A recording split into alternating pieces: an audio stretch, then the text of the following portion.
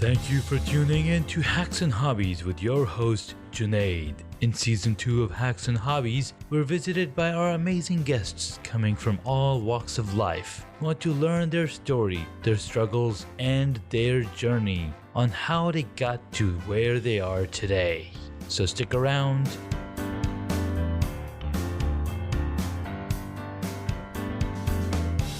In the last episode, we had an amazing conversation with Kenyatta Turner, the founder of the 3E strategy: embrace, engage, and evolve. But for now, let's take a listen to Kenyatta Turner. In this episode, get to chat with Kenyatta Turner. We connected and we're like, we're both on Facebook, we're both on LinkedIn, and we have so many different passions. I figured I'd bring her on and have a chat with her. So welcome, Kenyatta. Thank you for coming on the podcast. Thank you. I appreciate being here. This is fun. So tell us a little bit about yourself. Well, let's see. How much time do we have? Probably not long enough, but I have a lot of different things that I'm interested in. I'm pretty excited about most things, but I am a Legal Shield associate, probably first and foremost, working with small business owners, families, employees, helping just educate them about services that can get them access to their constitutional rights, and protection from identity theft. So I do that primarily, but I'm also a teacher. I teach a GED success class at a community college, and I'm a trainer and Nice. and workshop facilitator and a musician. And I have a lot of different interests, but mainly they all circle usually around helping people in some kind of way or entertaining myself. Nice. That's very important. So how did you get into being the instructor for GED success? Oh, wow. Well, I've worked in colleges. Like what brought about that? Yeah, I worked in colleges for over 20 years, basically more on the administrative side, if you will. I ran the schools, director of admissions and career services, things like that. Absolutely loved it. Yeah. But when I left that industry by choice, I said there was more that I wanted to do in the world. And so I stepped away to seek that out.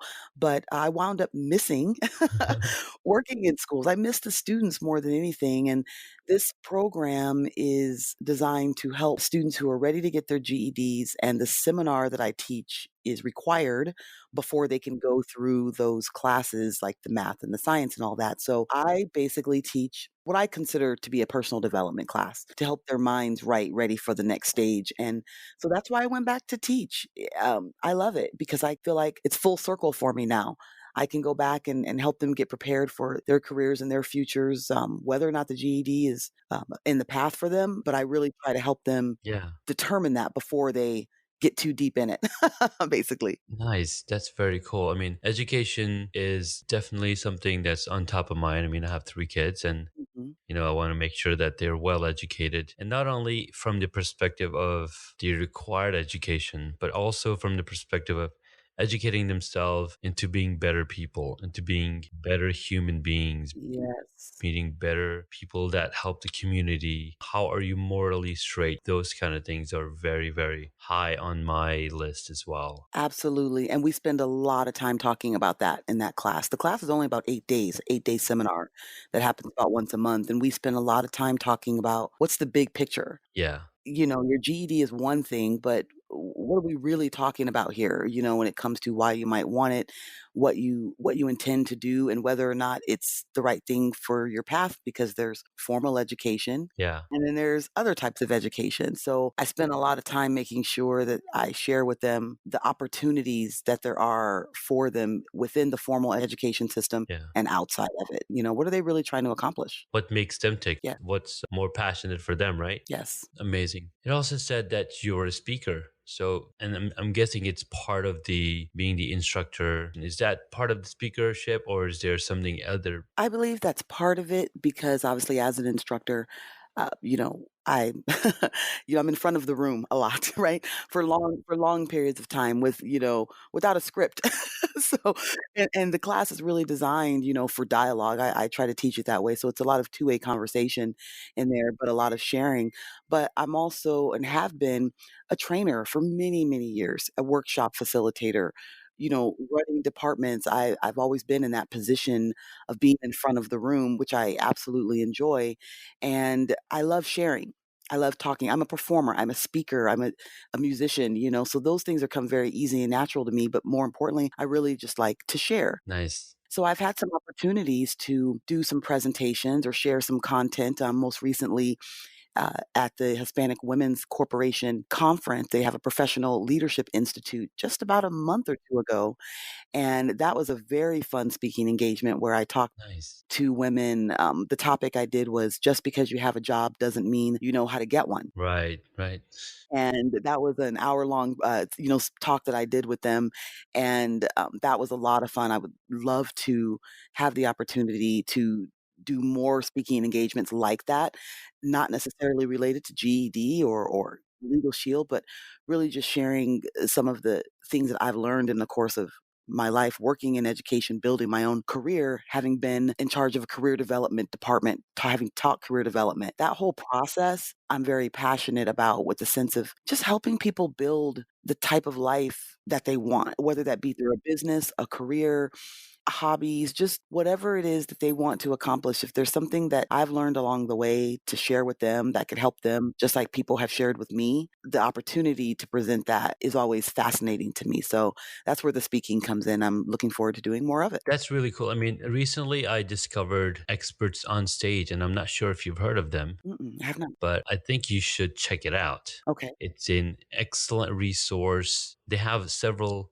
channels on Roku, and I'll let Glenn Garnes, describe more of it. I mean, I got into speaking a couple years back when I joined Toastmasters, but I really love the story that you're telling me, and the experience that you had, because like you mentioned earlier, you came full circle into education, and it's really amazing to see it from a different side, right? Mhm. Once, like, for example, when you start working in a certain department or certain area in life, it's only that one perspective you have of it. Then when you get more assimilated, more accustomed to it, and then eventually you're like, all right, I'm bored of this, I want to try something different.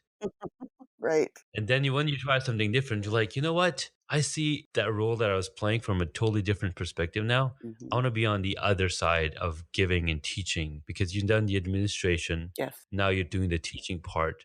So it's really amazing. And as human beings, we love telling stories, and we love telling people what we've learned. And it's really interesting because a lot of people say, I'm an introvert versus I'm an extrovert. But when it all comes down to, it's about how comfortable am I talking about what I love. Because an introvert, or somebody might be an introvert, Mm, but when they're up on stage talking about something that they love, people think that they're an extrovert. you're right. It's really interesting how when you tickle that area of your brain that you just absolutely love and love to talk about, it's really cool. And that's why YouTube and podcasts are growing so fast, because YouTube enabled people to create videos without them having to face a whole bunch of people, giving them immediate feedback. Mm, um it's in the comfort of my own room, in the comfort of my own home. I can create these videos, I can teach people of what I know, even though I'm an introvert, but I love teaching. So that's why these platforms are growing so fast. I mean, Facebook is so huge because people can be introverts and just browse their little timeline without being pinpointed at, or finger pointed at. I think you make an excellent point there, and it's a great way to look at it because you're right. When people they do have that story to tell, they really want the opportunity to tell it, Hmm. and most people have that, deathly fear of doing that in front of other people. public speaking, they say, I think, is one of the top 2 things people fear more, more than death. I mean, it's right up there with death, right? Exactly. To speak in front of a crowd of people, but to speak in front of a camera, just record it or just your voice and then just upload. You're right. There's no feedback. No one's looking at you, at the moment that you're doing it. And you really can just have that platform and what seemingly is a safer zone, Exactly. for those who may never step on stage and do that, but they have so much to say and so much to share. Yes. And it's just awesome that they can find a way to do it within that comfort zone, even though it's still pushing them a little bit out of the comfort zone, but at least they can do it, Mhm. when they might not have ever had another way. We've never would have heard their voices. Exactly. And then you can also look at blogs and Tumblr and Instagram where you just capturing photos, you capturing words and people writing books, right? These are, bookworms. Right, I don't want to name names or right. put them in categories, but No, right.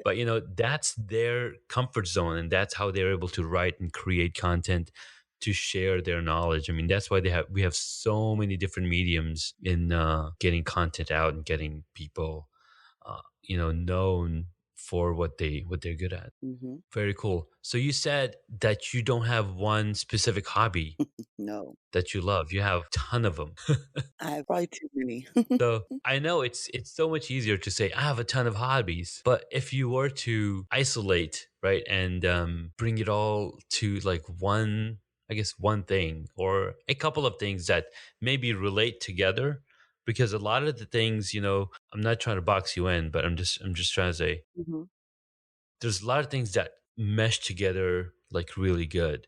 And for me, it's video production and creating content. And the reason I started a podcast is because it's a lot less overhead of work to do to create podcasts. But then the reason I like video is because it involves speaking, it involves preparation, it involves lighting, it involves so many different things coming together to make that one product. So what's one thing that if you were to combine multiple things together, what would that be if you had the opportunity to do it? hmm, one thing that I combine multiple things together. I mean, I think you're already doing it with teaching the class. Mhm, yeah, a little bit of that. I think that, we were talking about that whole concept of being right brain versus left brain. Hmm. And, and what that can really mean, and it's just as a general sense, right? And they say that typically left brain people who use more of their left brain, that hemisphere, technically oriented, they're analytical, logical, Yeah. rows and columns, right? Is kind of how their brains might work. And then the other side being the right side, maybe where it's more creative and innovative and, entertainment and exciting. And I ride the line between both of those. I'm a very Hmm. artistic person, but I'm a very technical Hmm. person and very analytical, and things that can merge those things together for me Yeah. is probably gonna be the most satisfying for me, because I just wanna know how things work. I wanna take them apart and put them back together, Yeah. but I also want to be creative in that. So once I take it apart take it apart and put it back together, then I might be thinking about, "Well, what color do we paint it?" Now that it's put back together, how do we market it? Should we put sprinkles on it?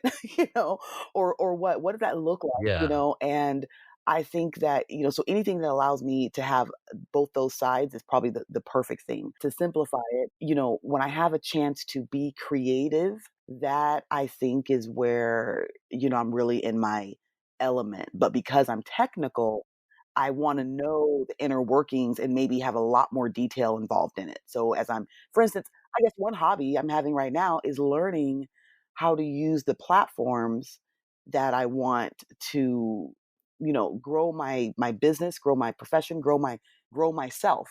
So learning how to film videos and, use filters, and what about the editing? Like, I'm curious. I could maybe have someone do all that for me, but that side of me, Sure. it goes, "Well, wait, I wanna do it.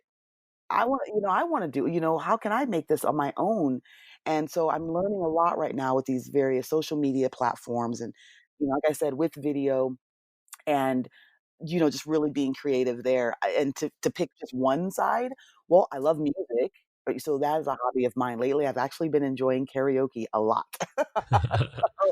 That has given me a creative outlet that, it really is a stress reliever for me, and I'm not playing any instruments. I'm not in a band right now like I have been in the past, Yeah, and so but I'm finding my own creativity and the technical side because karaoke has me singing other people's music, not just my own. that's right. Not things I've written. So I'm learning, vocally pushing and stretching myself in ways that I never really have before. And again, giving me the opportunity to be creative. So, but I'm all over the place, really. When it comes to certain things, I could program computers and work on cars, and um, you know, a little bit of everything is for me. And I think that's also probably a blessing and a curse. No, absolutely. At that, I'm in the same boat Hmm. like you. I can work on cars. I love music. I listen to music. I like to create music, but I have no idea where to start. I mean, I kind of know where to start, but Hmm. I don't have that artistic talent that most people can, just pick up a guitar and start strumming through. Or, I mean, I come up with music with my mouth, Okay, there you go. That's the start. and have but I'm like, okay, what? But I don't know what notes that is, right? When I can't read music at all. So that's so that's one thing, neither do I. I can hear it, but I can't read it. Well, and the beautiful part is that if you have any of that type of interest, right, you have the capability to learn it. Yes. And so it's probably maybe for you narrowing it down like, what instrument would I like to play? Yeah, Picking that one and then obviously, taking some lessons or something like that. I mean, exactly. with that growth mindset, we can learn anything, right? And but you have those interests, and so you have to put those on the list. We have to check Exactly. them off. And that's the other thing, right? Yeah. Prioritize. Prioritizing is very important because we can have so many different hobbies and different things to do, but there's only 24 hours in a day. I love doing video and doing the podcast, but then I know that I have uh, a full-time job and I've got commute, so I can definitely, create content. I can definitely create and record video and but then what it comes down to is, okay, now I've got to sit down and take more time out and actually edit this content together. And like you're mentioning, right, you want to learn how to do all the video editing and video creating on your smartphone or on your laptop or wherever. But then that Mhm, takes that additional time. And if you have the time, right, you can learn and you can apply those and actually get it out there. And with the new smartphones, our new smartphones, and there's so many apps available right now that it's so much easier to do now. mhm, And some of the things that you can see, like for example, Facebook and Instagram and Snapchat, they've made creating that video content so much easier. Like the default screen on Snapchat is a camera. Like you launch the app and you directly into a camera. You can press the button and start recording, and voila, right? Just like that. just like that. And initially, what they did is they limited those clips to be 10 seconds long. But now, over time, they've added more functionality to the app, and now you can record up to a minute long video, and then you have the ability to trim down that video to pick the perfect um, um, clip that you might want and then post that part again. Mhm, The target audience or the purpose of each of these applications is very different from one person to the other person, and which audience and which type of people they're serving the application. So yeah, there's definitely a lot of things, and that's one of the things that I'm doing. I took the 30-day challenge, 30 days of video challenge, which I started over 60 days ago, and I still haven't finished because okay, there's so many things, right? I've so far I've done like 12 videos, and I'm working on more of the videos to come together. And so the first set of videos, first 10 videos were all about what are the different things you want to do or think about when you're creating your videos. okay. Those basic things, the lighting, you got have the good audio, which orientation you want to choose, what's the purpose of the video, preparing and all that stuff. And then the next set of videos is all going to be about which apps can you use, Oh, cool. right? What apps which apps does what, what different filters can you use in different apps, and those are also based on the different types of applications or different types of phone that Right. might you have, how they would work and come together. Well, I was gonna tell you, I've been finding this, when you talk about, like, the challenges, of so many days in a row kind of thing, especially for someone like myself who hasn't done a lot of video, but I'm excited to learn, of course, like I mentioned, and I've been working on, I did a video campaign on LinkedIn, the 10 tips in 10 days. That was really my first kind of throwing Nice. myself in there going, "Okay, are you really gonna just do this? Are you really gonna do a video every day for 10 days?" You know? Yeah. And that was kind of Yeah, exactly. intimidating for me, but then I started having fun with it. Yeah. And then I was finding what you're talking about, the time it takes not only to film it, to Hmm. then kind of edit it, then put it up, and then thinking about what am I going to do? Yes. What are the 10 tips? I have to think that through. Well, now I'm working on one and I have the topic is easy. I'm doing top 15 areas of law. I just filmed number 9. Nice. And so it's it's one of those things where figuring out what's gonna be for me, what's gonna be in the background. I'm very creative. Some people tell me, "Kenyatta, look, just put the camera in front of your face and put it close enough to your face so it doesn't really matter what's happening in the background because that's what they're gonna be paying attention to you." Yeah. But in my mind, I'm like, "Well, that might be true, but Hmm. what about if in the background, they can see this or this or this," you know? And so for me, I'm like, what about to me, it's that whole package, what's happening in the video, It is. and I'd like to put things in there that I think maybe one person might notice, Yeah. and I might never know they noticed, but I knew it was there with intent, you Right. So that's where the fun and the creativity comes into me, where I have to rein myself in and go, "Okay, look, Kenyatta, you just need to film this video and get you have other things to do right now." Yes. That's so Yes. hard. But the tools and things, so I'm excited to take a look at some of these videos that you've been putting out so I can learn, Yeah. these apps and things. So I'm very excited about that. And that's the idea. And, because, every single person has a smartphone. And these smartphones are so powerful now, they can do so many things. I mean, the newest phones, and even 2-year old phones can do 4K video. I mean, we don't even have 4K TVs as popular yet in our homes, but we can record 4K video, which captures every single detail on your face, or even the environment that you're capturing. Right. And they have multiple microphones, so they can either block out the sound. I mean, one of the cool things about these smartphones is once you put the phone to your head, it's only recording your audio and it's canceling out additional audio that's Right. around you, Right. That right? I just got the new iPhone and I'm blown away by that right there, what you just said. Hmm. I I couldn't when I heard it, I said, "Wait a minute." It sounded like it was really loud where I was, and I was concerned. Yeah. And then I did a little take, and I went back and listened to it, and I was like, "Wait a minute. I can't really hear everything that I can hear." When I could really just hear my own audio, and it was kind of muffled in the background, not really distracting, not in a way where I felt like I needed to relocate. Yes. I thought I could pull it off right there where I was, and it worked. So you're Yeah. It's very cool. Yeah, it's getting, and the phones are getting smarter and smarter, where the phone now knows, there's a face in this image that I'm recording. And when the audio that I'm recording, I'm going to capture only audio coming from this face or Hmm. this person.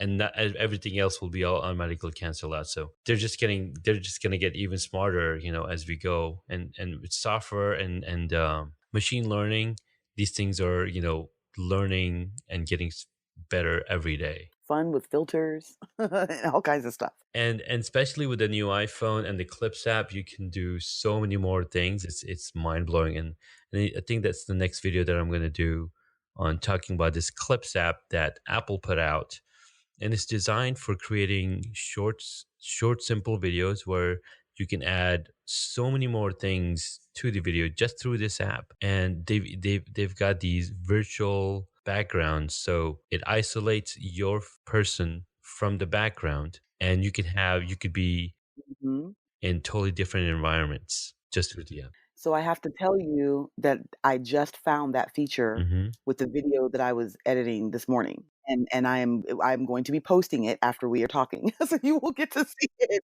And I found it, and I found it on accident. Awesome. I mean, because I used the Clips app, and I just tapped, and I said, "What's Like, this?" what's the scenes? And I was like, "Oh my god."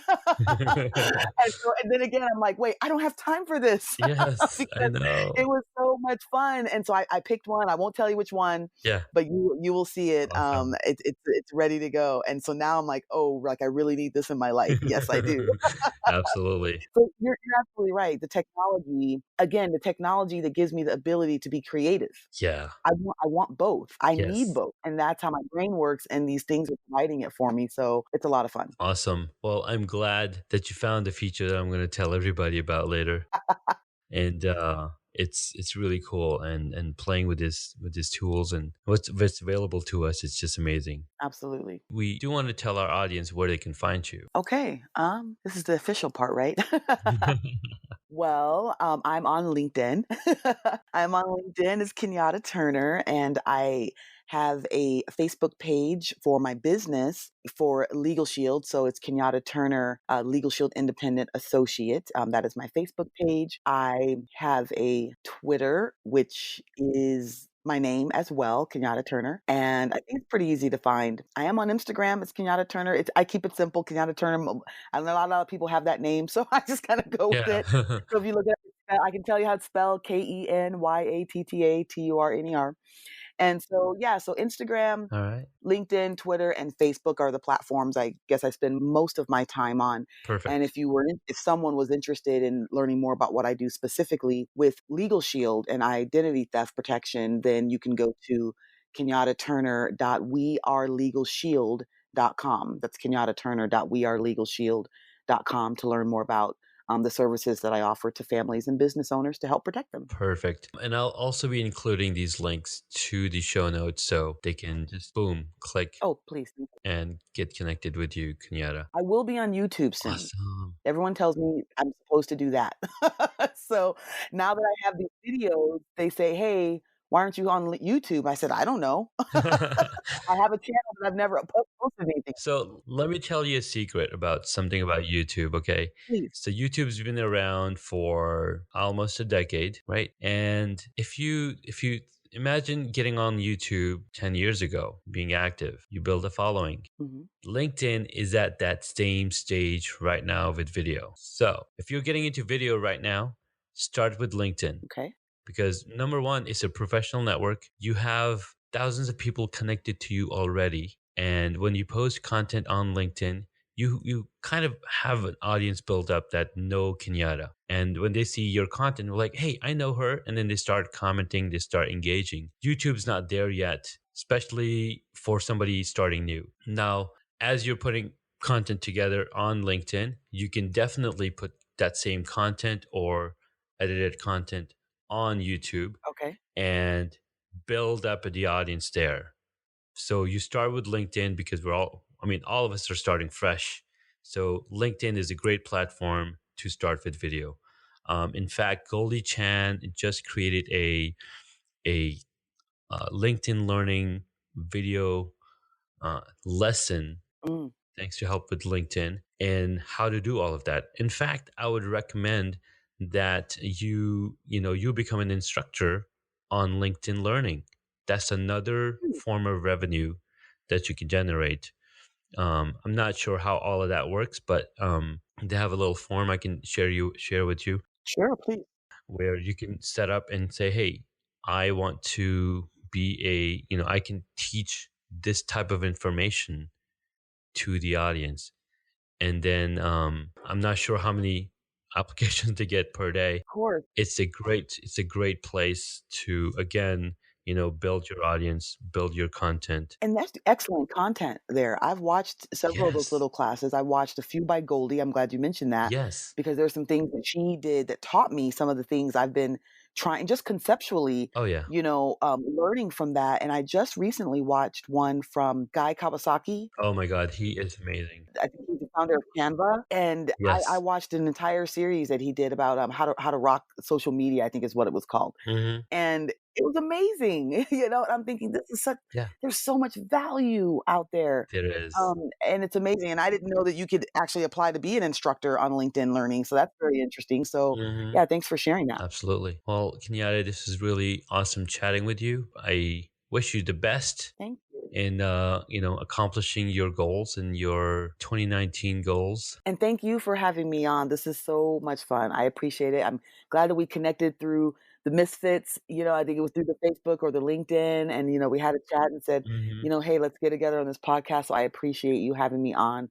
Definitely an honor. And best of luck to you. I look forward to seeing you on LinkedIn and, continuing to build this relationship. This is great. Awesome. Thank you so much. Okay. Take care. Bye bye. In the next episode, we get to speak with Grayson Scott, a UX designer turned filmmaker. He's recently started a podcast and he talks all about how to come up and how to create a movie. So tune in again to listen to Grayson Scott. Thank you for listening to Hacks and Hobbies. You can find additional information on the guest today on the website hacksandhobbies.com. Please feel free to subscribe to the podcast so you don't miss out on upcoming interviews with amazing guests.